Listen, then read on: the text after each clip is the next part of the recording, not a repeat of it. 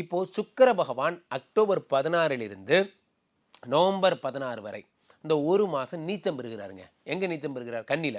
சரி. இந்த சுக்கிரன் யார் உங்களுக்கு? இந்த சுக்கிரன் உங்களுக்கு 5க்குடைய யோகாதிபதி. இதுதான் பிரச்சனை. இதுதான் பிரச்சனை. அப்போ இந்த அக்டோபர் மாசம் நான் சொன்னேன் பாருங்க, 16 தேதியிலிருந்து நவம்பர் 20 தேதி வரை இந்த இந்த கேப் வரைக்கும் ஐவிஎஃப், ஐயுஐ போன்றவை செய்ய வேண்டாம். ஏன்னா சுக்கிரன் தான் இந்த சிறப்பு கரு சிகிச்சை பண்றதெல்லாம். குரு பகவான் நேச்சராவே 7ஆம் இடத்துல உச்சம் பெற்றுட்டார். கவலைப்படாதீங்க. குரு பகவான் உடம்ப பார்த்துட்டார். உங்களுக்கு கண்டிப்பா குழந்தை உண்டு. 200% குழந்தை உண்டு. ட்வின்ஸ் கூட பிறக்க வாய்ப்பு இருக்கு. 7ஆம் இடத்துல குரு உச்சம். அப்போ நீங்க ஐவிஎஃப்க்கு செலவு பண்ணணும்னு முடிவு பண்ணியிருந்தீங்கன்னா, அந்த முடிவை மாத்திருங்க. அதுக்கு பதிலா சந்தோஷமா ஒய்ஃபை கூட்டு ஒரு ஹனிமூன் போயிட்டு வாங்க. நல்லபடியா நடக்கும். ஸோ இந்த சுக்கிர பகவான் நீச்சம்ங்கிறதுனால என்ன நடக்கும்? தொழில் 5, 10 கூடையவன்ங்க அவன். அப்போ 10 கூடையவன் நீச்சமாகும்போது வேலையில ரொம்ப ஜாக்கிரதையா இருங்க.